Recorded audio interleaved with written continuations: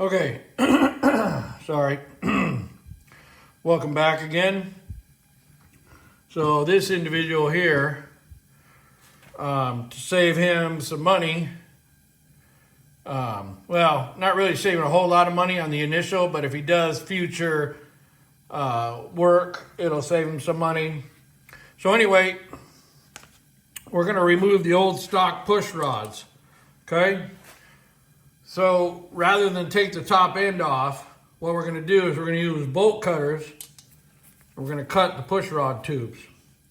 So this is how I do it. A lot of things I show you is how I do it. I'm not saying it's 100% correct. I'm just telling you this is how I do it. I've done it this way for years.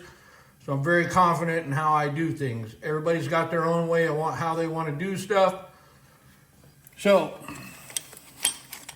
first thing we're going to do is we're going to take the spark plugs out. We're going to put the bike in, excuse me, having allergies tonight.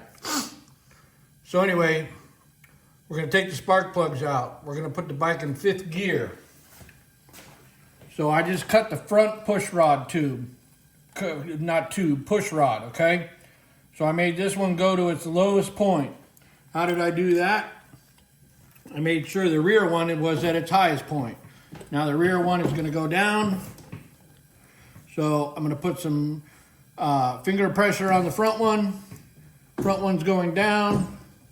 When it gets to its lowest point, which is right there, I'm going to take a clothespin.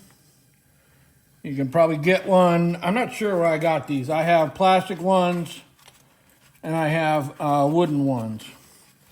I take a piece of cardboard. I cover the push rod. I cover the lifter block. Long time ago, many years ago now, I was doing this and I accidentally scratched the guy's push rod block. And so I had to buy him new ones. So anyway, this front exhaust lifter is at its lowest point.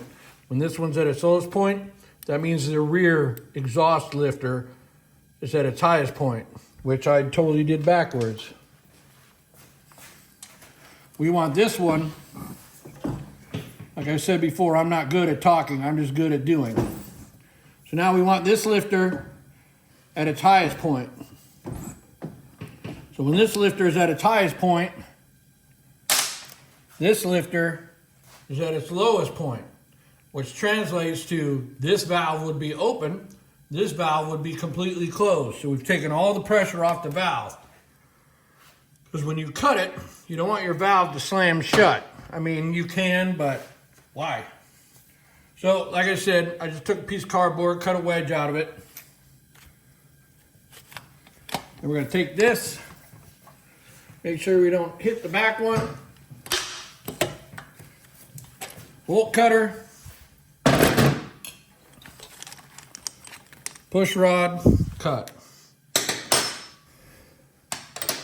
Now when I do my layout, I will make sure that these tubes go right back in the same place. So when I do my layout, everything I do, I always lay it out so it goes right back in the same home. Whether it be bolts, nuts, push rod tubes, everything will go back. And if you're completely anal, you can put a little mark on it, like E for exhaust, R for rear, so exhaust rear. And you put an F, so exhaust front, there you go.